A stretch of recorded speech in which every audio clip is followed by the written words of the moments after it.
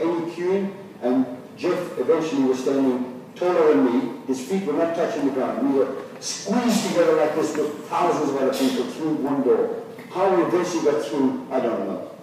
That was the first introduction, and believe me, it was that the whole way through Africa. I swear never to complain about South Africa again. I always complain about the traffic, I complain about the people.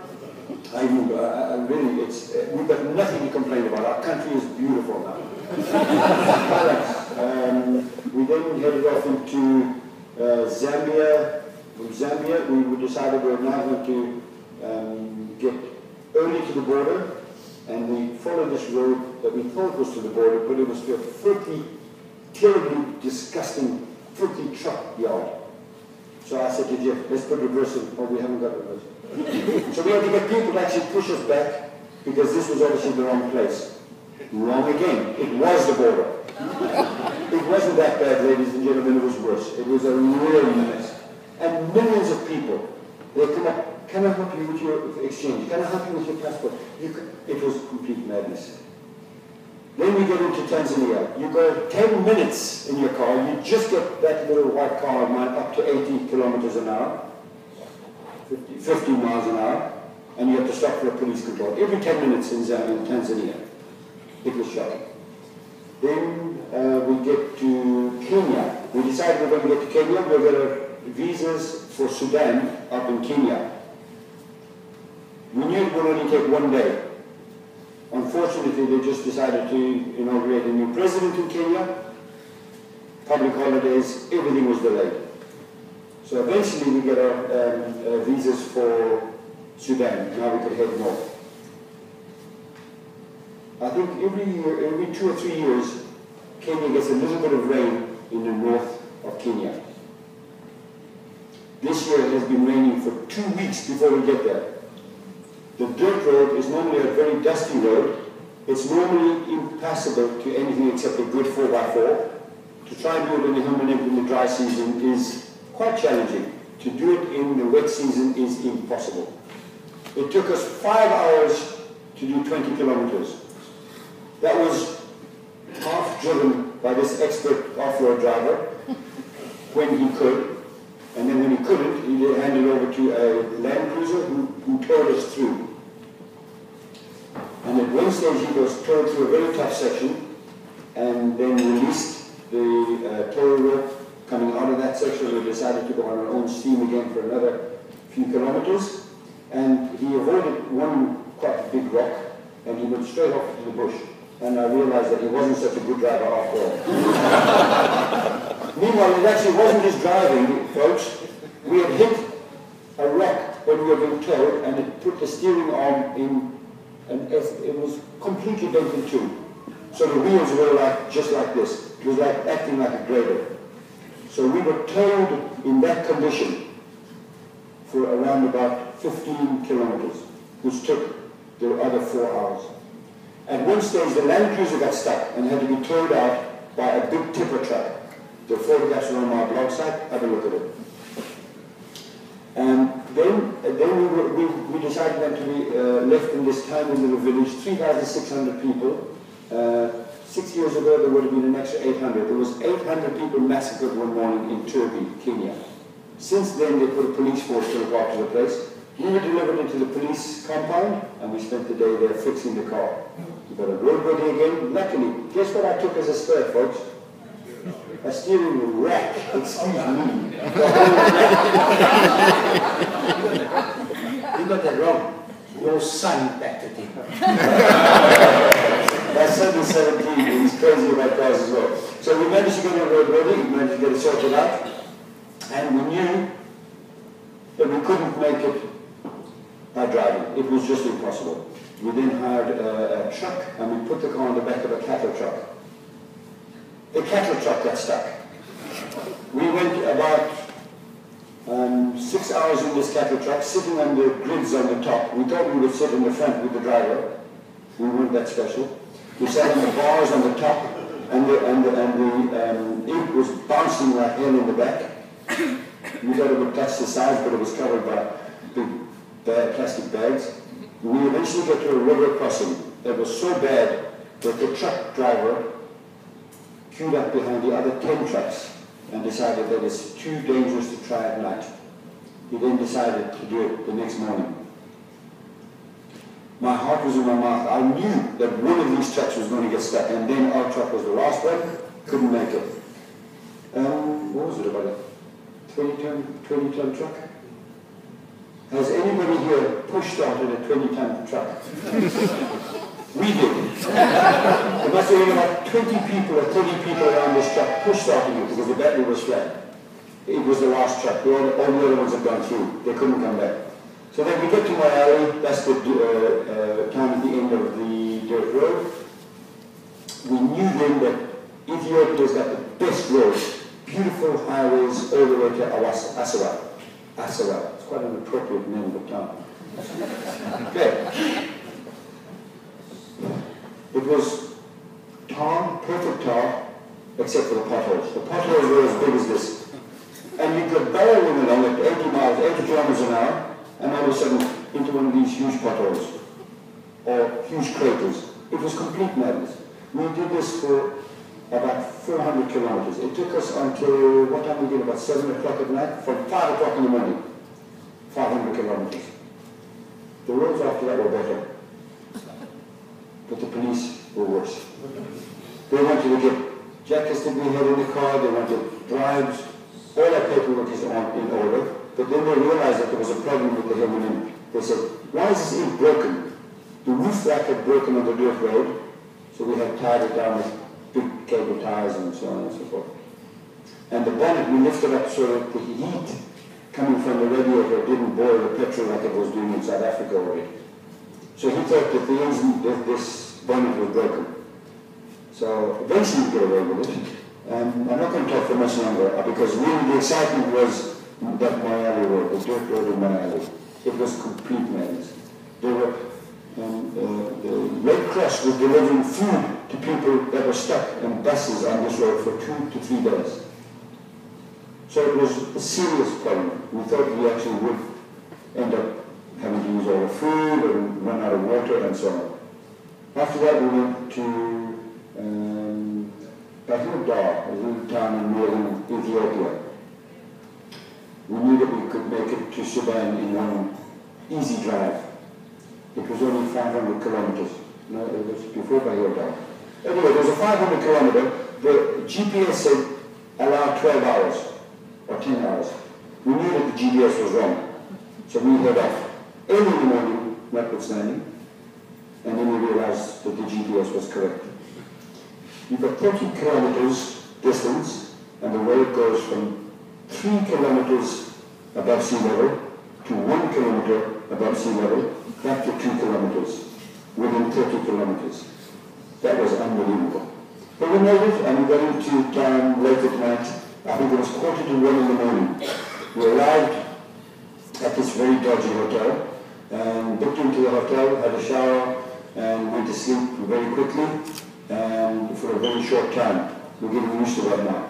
Then, the next morning, we head off to Khartoum, because we need to spend a lot of time organizing our paperwork in Khartoum to get a very funny and disorganized ferry from Sudan into Egypt. And as we drive out of the town towards Khartoum, I stopped at a police roadblock and I couldn't get the car out of gear. It was stuck in second gear. What had happened was the pressure plate had lost a tooth and the little ring in the middle of it broke off completely. And the clutch, Geoff told me, was down to the rivets anyway, so it was time to change it. So we drove for 200 kilometers with very little clutch. Well, if I pressed the clutch, I got a little bit of a disengagement, but it was hectic. We arrived in the center of Khartoum, stopped by about 3 or 4 policemen, pulled out of the traffic, switched off the engine to make sure that he didn't realize that we couldn't control it, and pulled in, and we took the engine out. Guess what I had as a spare? A pressure plate and clutch, wrapped in plastic. We put that in. We had had no breakfast, we had no lunch, we had fixed the engine and clutch, we were delighted. We had a shower. It was a cold one, but it was a hot day. We lost about 4 kilograms that day just in sweat because it was so hot in Khartoum. So, getting ready to now prepare dinner. With the car ready, it was test driven, it was fine. Geoff said to me, Terence, did you manage to tighten the bolts on the pressure plate? And I said, no. He said, damn it, I didn't either. So guess what we did instead of having dinner? Engine out again. Hello, Geoff.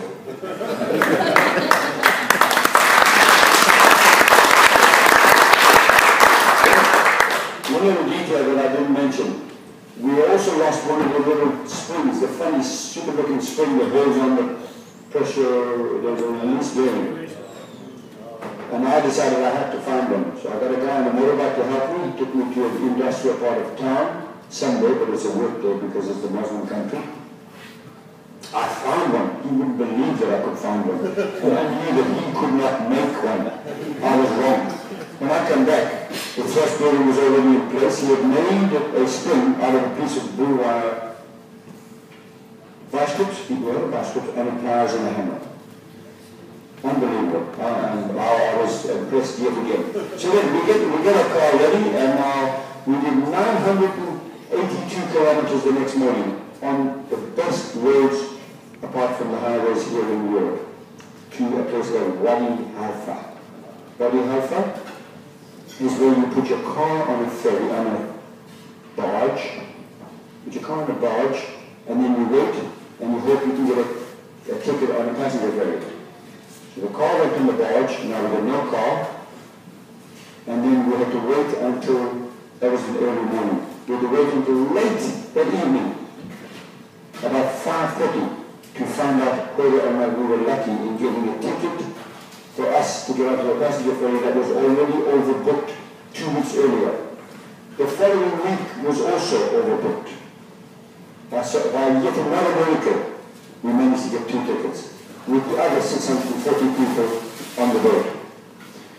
I think we were on the boat probably about 15 minutes, and myself and Geoff were on the floor, on the deck, in a multitude of people, sound asleep. There were some people from Belgium, there were people from Finland, and a few other people, normal people like us. And the rest of them were not normal.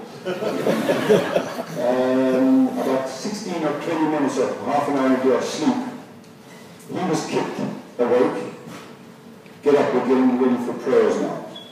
All facing that side of town, and this went down until about an hour and a half. So eventually we get back to sleep again. We eventually get into Aswan, which is in Egypt. And then I said to Geoff, I said, hey look, there's a barge, it looks just like the one that my car was on. But obviously we realized that that is impossible, like there's like a massive lake, and this car with the barge left a day earlier. Guess what, folks? It was the car with my barge. It had nothing else on it. Yeah, sorry. He does the spell checks on my blog. And I keep telling him, I never let the details get in the way of a good story. You do the spell check to do that. So eventually we get into the port. This character on the barge, slower than the ferry, got in front of the ferry, and we thought it was a bit of a crazy move. And then later, he came right next to the passenger ferry. I'm telling you, in Europe, that would certainly not happen.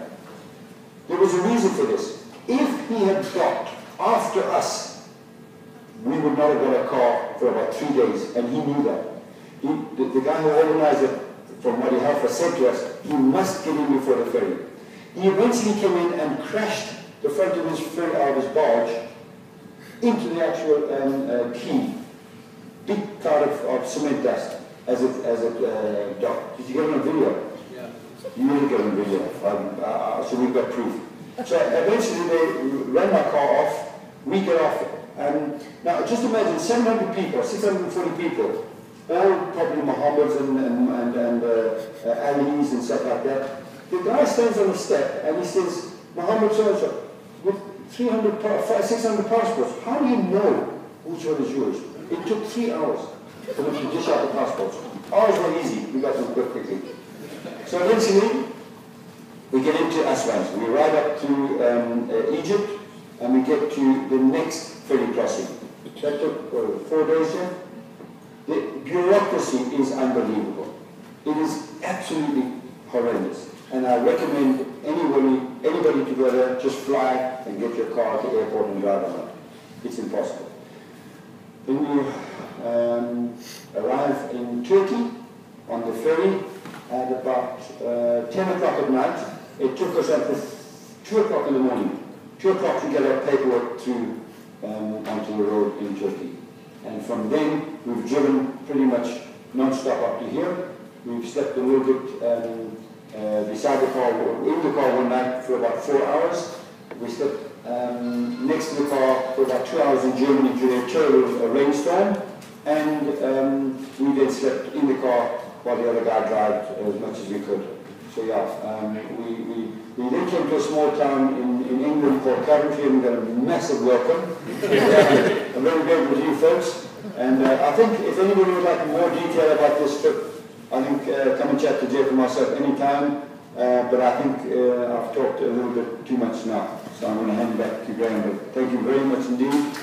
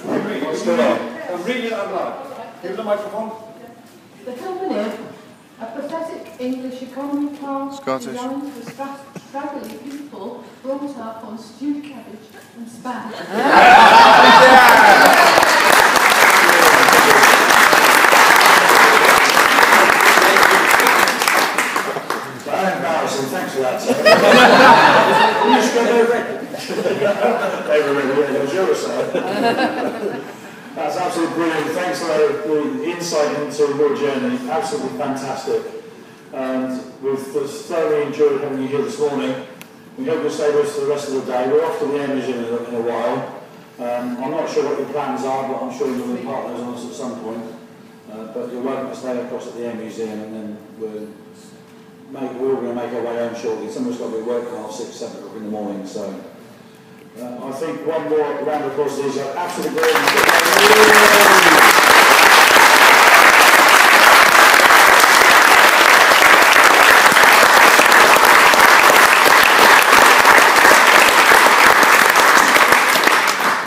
Thank you all very much, and enjoy the rest of the day. We're going to often park our imps amongst some aeroplanes. I think these guys are going to bring theirs along as well, aren't you? We'll try and get you in a nice spot against up underneath one of the airplanes in the display area. So we'll see you all shortly. Thank you very much. I would think if you just leave the gate unlocked,